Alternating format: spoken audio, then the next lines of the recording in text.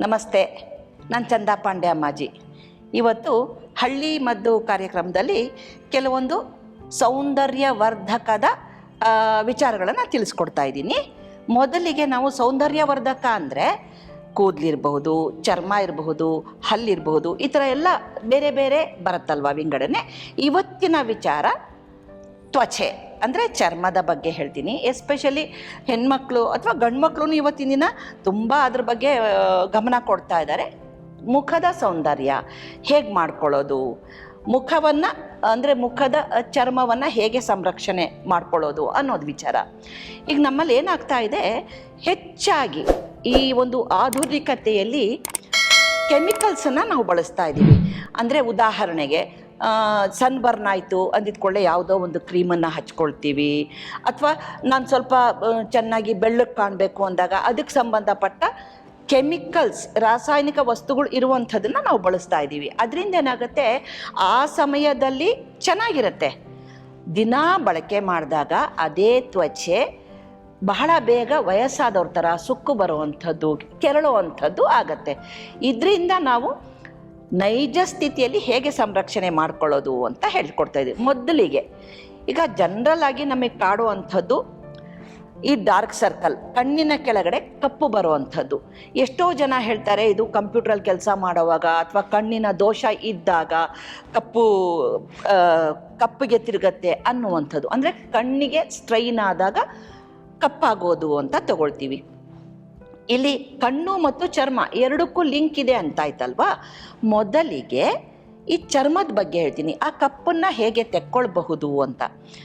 ಆಲೂಗೆಡ್ಡೆಯನ್ನು ತೆಳುವಾಗಿ ಸ್ಲೈಸ್ ಮಾಡಬೇಕು. ಎಷ್ಟು ತೆಳು ಇರಬೇಕು ಅಂದರೆ ನಾವು ಹೀಗೆ ನೋಡಿದಾಗ ಹೊರಗಿನ ದೃಶ್ಯ ಕಾಣೋ ರೀತಿಯಲ್ಲಿ ಅತಿಯಾಗಿ ಈ ಚಿಪ್ಸಿಗೆ ಕಟ್ ಮಾಡೋ ಥರ ಕಟ್ ಮಾಡಿ, ಪ್ರತಿ ಅರ್ಧ ಗಂಟೆಗೆ ಒಂದು ಸರ್ತಿ, ಒಟ್ಟು ಮೂರು ಗಂಟೆಗಳ ಕಾಲ. ಅಂದರೆ ಇದನ್ನು ನೀವು ನೈಟ್ ಮಾಡಿಕೊಂಡ್ರೆ ಒಳ್ಳೆಯದು.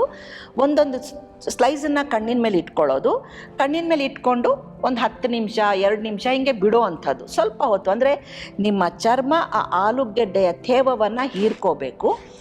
ಹೀರ್ಕೊಂಡ ನಂತರ ಅದನ್ನು ಒಂದು ಉಗುರು ಬೆಚ್ಚಿನ ನೀರಿನಲ್ಲಿ ತೊಳೆಯುವಂಥದ್ದು. ತೊಳೆದ್ಬಿಟ್ಟು ಪುನಃ ಇಟ್ಕೋಬೇಕು. ಉಗುರು ಬೆಚ್ಚಿನ ನೀರಿನಲ್ಲಿ ತೊಳೆದ ನಂತರ ಐಸ್ ಅಥವಾ ಕೋಲ್ಡ್ ವಾಟರ್ ಅಥವಾ ನಾರ್ಮಲ್ ವಾಟರ್ ಅದರಿಂದ ಹತ್ತಿಯಲ್ಲಿ ಅಥವಾ ಮೆದುವಾದ ಬಟ್ಟೆಯಲ್ಲಿ ಪ್ರೆಸ್ ಮಾಡಿ ಆ ನೀರನ್ನು ತೆಗೆಯುವಂಥದ್ದು. ತೆಗೆದುಬಿಟ್ಟು ಪುನಃ ಆಲೂಗೆಡ್ಡೆಯ ಸ್ಲೈಸನ್ನು ಕಣ್ಣಿನ ಮೇಲೆ ಇಟ್ಕೊಳ್ಳೋ ಇದು ಮಾಡೋದ್ರಿಂದ ಆ ಕಣ್ಣಿನ ಕೆಳಗೆ ಬರುವ ಡಾರ್ಕ್ ಸರ್ಕಲ್ ಅಂತೀವಲ್ಲ, ಅದು 100ಕ್ಕೆ 100ರಷ್ಟು ಗುಣ ಆಗುತ್ತೆ. ಅದರ ಜೊತೆಗೆ ಕಣ್ಣಿಗೆ ಸ್ಟ್ರೈನ್ ಆದಾಗ ಬರುತ್ತೆ ಅಂತ ಹೇಳಿದೆ ಅಲ್ವಾ, ಕಣ್ಣಿಗೆ ಯಾವುದಾದರೂ ಒಳ್ಳೆಯ ಕಂಪನಿಯ ಜೇನುತುಪ್ಪವನ್ನು ರಾತ್ರಿ ಮಲಗುವಾಗ ಒಂದೇ ಒಂದು ಹನಿ ಕಣ್ಣು ಒಳಗಡೆ ಹಾಕ್ಕೊಂಡು ಮಲಗುವಂಥದ್ದು.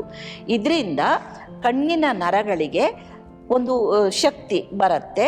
ನೀವು ಏನೇ ಕೆಲಸ ಮಾಡುವಾಗ ಆಯಾಸ ಆಗುತ್ತಲ್ಲ, ಅದು ತಡೆಯುವಂತಹ ಕೆಪಾಸಿಟಿ ಹೊಂದ್ಕೊಳ್ಳುತ್ತೆ ಆ ನರಗಳು. ಅದರ ಜೊತೆಗೆ ಹರಳೆಣ್ಣೆ, ಒಳ್ಳೆಯ ಹರಳೆಣ್ಣೆ ಅಂದರೆ ಈಗ ನಾವೆಲ್ಲೋ ಗಾಣದಲ್ಲಿ ತೆಗಿತೀವಿ ಅನ್ನೋದಲ್ಲ, ಯಾಕಂದರೆ ಇದು ಕಣ್ಣಿನ ವಿಚಾರವಾಗಿರೋದ್ರಿಂದ ಎಷ್ಟೇ ಯಾರೇ ರೂಡ್ ಆಯಿಲ್ ಅಂದರೆ ಹೊರಗಡೆ ಸಿಗುವ ಮಾರ್ಕೆಟಲ್ಲಿ ಸಿಗುವ ಎಣ್ಣೆಕ್ಕಿಂತಲೂ ಮೆಡಿಕಲ್ ಶಾಪಲ್ಲಿ ಸಿಗುವ ಹರಳೆಣ್ಣೆ ಹಾಗೂ ಮೆಡಿಕಲ್ ಶಾಪಲ್ಲಿ ಸಿಗುವ ಜೇನುತುಪ್ಪಗಳನ್ನೇ ಬಳಸಬೇಕಾಗತ್ತೆ. ಅದು ಶುದ್ಧೀಕರಣವಾಗಿರುತ್ತೆ. ಯಾಕಂದರೆ ಕಣ್ಣಿನ ವಿಚಾರ ಬಹಳ ಸೂಕ್ಷ್ಮತೆ ವಿಚಾರ. ಹಾಗಾಗಿ ಇದನ್ನು ನಾನು ಹೇಳ್ತಾ ಇದ್ದೀನಿ.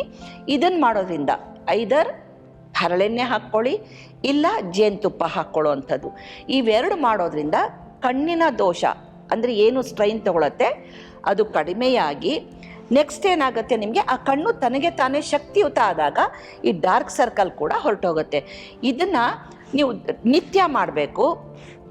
38 ದಿನಗಳ ಕಾಲ ಮಾಡಿದ ನಂತರ 1 ವಾರ ಮಾಡಬೇಡಿ. ಯಾಕಂದರೆ ಚರ್ಮ ಅದು ಒಂದು ಮೆಮೊರಿ ಅನ್ನೋದಿರುತ್ತೆ, ಅದು ಕಳ್ಕೊಂಡ್ಬಿಟ್ರೆ ನೀವು ಯಾವುದೇ ಮೆಡಿಸಿನ್ಸ್ ಅಪ್ಲೈ ಮಾಡಿದ್ರೂ ತಗೊಳ್ಳೋದಿಲ್ಲ. ಹಾಗಾಗಿ ಎಷ್ಟು ಸುಲಭವಾಗಿದೆ ಅಲ್ವಾ ನಾವು ಈ ಥರ ಒಂದು ಚಿಕಿತ್ಸೆ ಮಾಡ್ಕೊಳ್ಳೋದು.